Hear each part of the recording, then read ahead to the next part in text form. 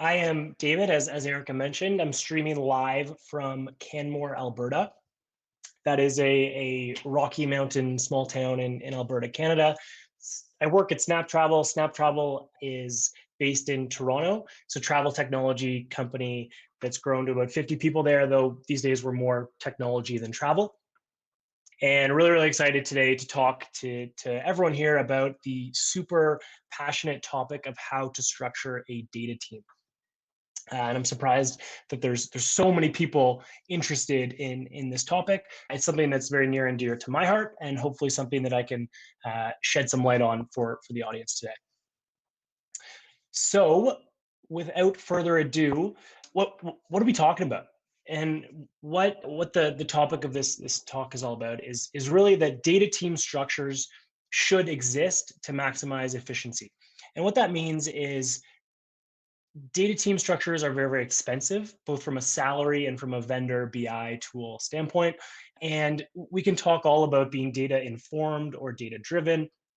But at the end of the day, unless you're a Google or Facebook, the data at your company is not the product that the customer or the client is buying.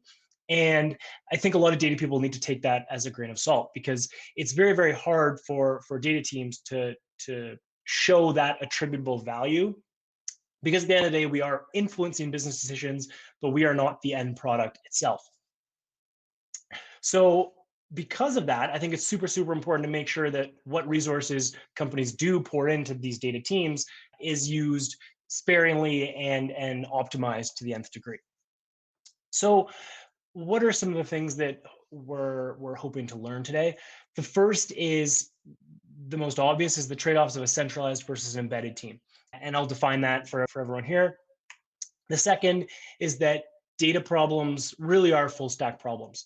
I was chatting with Emily from Netlify a couple of weeks ago, and it's something that she said, so I can't take credit for, but it's something that really stuck with me, where data problems for the end user are not just an analyst's problems. Data problems far up in the data pipeline are not just an engineering problem. Any data problem really is a full stack problem. And spoiler alert, my belief is that you need a full stack team to address those full stack problems. And then the third thing that we're talking about, the first is defining exactly what is a domain-based team structure, but the second part of it is figuring out what are the limitations of that team structure. And a bit about the journey of Snaptravel. Snaptravel subscribed to an article that Tristan actually had put out, I want to say 3 years ago. Hopefully someone can link it in the chat. All about the startup founder's guide and how they should be using analytics. And it's something that we used for a while, but it didn't really address the team structure problem. So about a year ago, when we were starting to scale our team a little bit more, Nahil and I, who's also in the chat, we're discussing, how should we optimize this team structure so that we can do a good job for our team. And we talked to a bunch of other teams, and no one really had any answers. So we actually tried out about 5 different team structures, which, if anyone on my team is here, we apologize. That's a lot of org structures. We would not recommend that. That's a lot of change, and there's a lot of reasons that organizations should not do that. But we tried 5 different ones, and we eventually landed on one called the domain-based team structure that we really, really like. And I'm basically here today to tell you what that is and how it works. So what do I mean by data team structures and how they should maximize efficiency? Any organization will have what we call data resources. And there's a bunch of different roles assigned to them that are at the top of the slide. But those people work day to day with data. And the other kind of types of people that are at an organization are the stakeholders. So the people that those data resources are looking to serve. Generally, those are the people making the business decisions or serving the clients or talking to suppliers. And when I talk about data team structures existing to maximize efficiency, I mean, how do we organize our data resources so that they can help those stakeholders in the best way possible? And also help each other in the best way possible. And when we were exploring this, what we found out was that really the problem is kind of threefold. The first is it's a platform problem. So what are the tools we're using to help the data team work together? And I know this is a crazy conference to talk about this at, but we actually use dbt to help all of our data roles interact and speak the same language. Then the next two parts of the problem is really what I want to address today, which is that it's a people and a process problem as well. The people is how do we organize the team, and the process is what are the rules of engagement between the team and the business stakeholders. So first we'll talk about this centralized versus embedded. And a lot has been written about this. You can quickly Google it and you'll probably get more information than this slide. But at a high level, a centralized model is the center of excellence model where the data resources all work on the same team and they exist to serve the business stakeholders, kind of like a client and a consultant would. The embedded model is where analysts work embedded on the business units teams and report up to senior members or heads of the business lines like finance, growth, or supply. So when we were thinking about centralized versus embedded, we thought, okay, what are the trade-offs of each model? And the first one is really prioritization. So when you are a small data team growing like we were, it's super, super important to be company aligned. And one of the reasons, or one of the things that alerted us to this slight issue, was when we were in an embedded model and we were busy building out all of the KPIs for all the different teams. And one of our analysts worked on the customer support team, and he did a great job building out the customer support data knowledge, data framework, and established all the KPIs, built all the dashboards, did all the data modeling. And when he was done with that, the team needed a lot of help with customer support tickets. So he started working on customer support tickets. Now, that was great for the team because he was working on the highest priority team projects. The issue with it was that there were a ton of other teams that needed data help that weren't getting it. And this was really the straw that broke the camel's back when it came to deciding to move to a centralized model, was that we could now prioritize things at a company level. The second is the idea of knowledge share. So if you're a small growing team like we were, who's building out DBT, there's a lot of communication that needs to happen when you're building out those first couple data models and you're establishing best practices that will carry you from the 5-10 models you initially build to the 100 or 500 models that you eventually will build. And the data and technical knowledge share of syntax, naming conventions, things like that is super, super important for data analysts to constantly be talking about. And in a centralized model, that worked well. In an embedded model, it didn't work as well. And then the last one is mentorship. When an analyst is on a centralized model and all reporting to the same analytics lead, they are learning a lot about data analysis best practices or different coding tricks that they might learn from the engineers. When they're on the embedded model, they're learning a lot about the industry and how to talk to customers and how to talk to suppliers and how to sell people on different things and how to use data to sell those people. And this is perhaps a bit of a hot take, but from my experience in data analytics, a lot of data analysts would rather learn more about data analysis than they would about whatever industry they're in. And for us, that was a helpful way to frame the conversation around centralizing our data team. So these were kind of the trade-offs we considered, but this wasn't the only change we made. And again, to solve that people issue, we went through a ton of different iterations that I'll kind of go over now. So the first one was this framework that we have on the slide here. We basically took all of our data resources on the left and we said, okay, what are all the teams that need data help? And in actuality, there's about 7 or 8 of those teams. And we said, okay, as it exists now in the embedded model, all the data engineers work together, which is awesome. They can share ownership over everything. They can pitch in when things break. They can go help optimize different DAGs, whatever it may be. The analysts being embedded was great for building business context, not so great for scaling DBT. So if you are I'll say this again, if you are a young organization with not a lot of data resources in your organization in an embedded model, it is very, very difficult to scale DBT and share all that knowledge if you stay in that embedded model. I'm not saying it can't be done. I don't know the ins and outs of every organization. We tried it at Snaptravel. It definitely did not work. So we were small, we switched it around and we decided to centralize. And we brought all the data analysts on the same team, reporting up to an analytics lead. And this made it super helpful to keep consistency in what is revenue, what is churn, what is, all these different metrics that's been talked about at length today. And that was really, really good for a little bit. But again, it goes back to that problem that data problems are in fact full stack problems. And our first iteration of centralizing the analysts did not address that issue, where if we had an issue with the Google API, for instance, we do a lot of marketing on Google, and that was being shown down at the business level, the data analysts could only track that so far, and then they'd have to create a ticket and throw it in the data engineering side of the organization for them to look at. And that might take a couple hours, and there might be some conversation around prioritization about whether that ticket is addressing maybe the priorities of the data engineering organization, and that takes time. So we said, you know what, we don't want all these blockers. Everyone remember that org structure change we made 2 months ago to centralize the analysts. Yeah, now we're changing it again, and we're just going to throw everyone on the same team.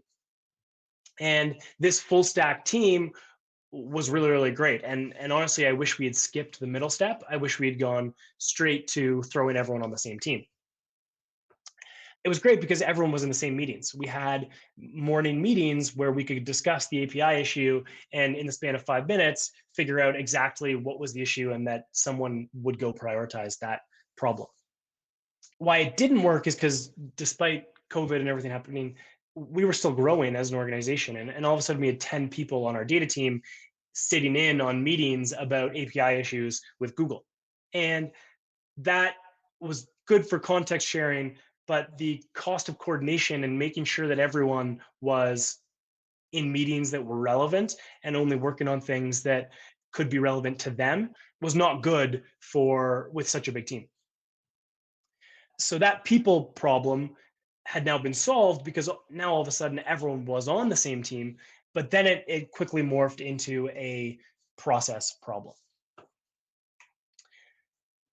So what processes, what is this domain structure? And that's a question I've gotten a lot since the blog post that we wrote went out. And I'm hoping today we can kind of clear things up. So the domain-based structure is really a process that we follow using a full stack data team. And really there's three key roles. There's domain stakeholders, those are the people that you're doing the work for. There's domain leads, those are senior people on the data team, the full stack data team, who have ownership over different outcomes, whether that's building dashboards, whether that's doing analyses, whether that's pushing code to our product repo. And they're the ones who own all the different things that need to be done for the domain stakeholder. And then you have domain contributors. And those domain contributors are people on the data team who have excess time available to pitch in on other domains. And perhaps it's best illustrated with an example. We have a very senior member of our team is the domain lead for finance and has been for 6 months now. And it's his job to own all the different needs that the finance team may have when it comes to data. So that includes integration with our new ERP system. That includes putting data together for investor requests. That includes making sure that dashboards are fixed when someone doesn't understand a revenue column, whatever it might be. And he is a liaison with the senior finance manager and head of finance who go to him when they have issues. And every 2 weeks, he works with the domain stakeholder and all the domain contributors to prioritize all the different things that need to be done over the next 2 weeks. And they have a discussion. They decide that about 5 days of time is required for everyone to complete all the tasks associated with finance's needs. And if it's 10 days or if it's 15 days, he will go talk to more domain contributors and try to get help on those projects. Those domain contributors then agree, yes, okay, I have time for this, or this is a priority, or no, I can't do that project because this other growth project needs my help. And they agree to the work for the next 2 weeks. We follow an agile, so it's super easy for us to do it this way. And then on a daily cadence during stand up, every domain contributor and every domain lead will talk about the things that are happening in that domain. And again, because we're full stack, there's engineers and there's analysts who are both working on finance projects who are in a meeting talking about the problems that are facing that finance team. And every now and then the domain stakeholder will also show up to that meeting and chime in on things that need to be done. Now, the image on the screen is super, super confusing, and I get that. But part of that is also good because there's a lot of confusion, or I shouldn't say confusion, I should say organized chaos around who's a domain lead and who's a domain contributor on any given domain. And the reason for that is that we like that people are on different domains, and domain leaders of one domain will have help from a domain leader of another domain as a domain contributor, because everyone gets a lot of exposure to everything that's happening in the organization, or at least they get second order exposure where they're working with someone who's working on something that they should know about. And the reason that's so good is because while we've since grown from 2 people 2 years ago to 10 people today, there's still a lot of shared knowledge that needs to exist in the organization. And there's a lot of, for instance, dbt macros that are being used in product that could probably be used in ops that are shared because there's that second order relationship between domain contributors. And that's shown to be very, very helpful for sharing information and sharing data knowledge across the organization. So one of the reasons that the domain leaders really, really like this structure is because they have ownership over all the outcomes over a given area of the business, and they can help pitch in on other ones as a domain contributor. So they get that different types of work, and they're not pigeonholed into one area. The reason that the business stakeholders really, really like this structure is because they have one person that they talk to, and they know that that person is a specialist in the area that they need to be in, and can prioritize for them and be their almost data champion for that different area of the business. So this has been a super, super successful structure for us. It's something we like, and hopefully your team can also take advantage of. I know it's confusing. Maybe the easiest way to explain it is to show a schedule of all the different meetings that occur and what happens in those meetings. And that would make it very, very obvious. But it's something that is intentionally chaotic, but works really, really well. From a scaling perspective, one of the things that I've heard from people is that it won't scale. And to be honest, I don't know. I've never worked at a large data organization. What we know is that this works for 10 people, and we think it could probably work for 20 people. Beyond that, we don't know. It's definitely a more flat hierarchy. There's a lot of division of ownership for the domain leads, which our team really, really likes. And we don't know if it would scale beyond 20, 25 people. So what have we kind of talked about? And this is the last slide of day one Coalesce. We talked about how data structures, or data teams rather, are super, super expensive.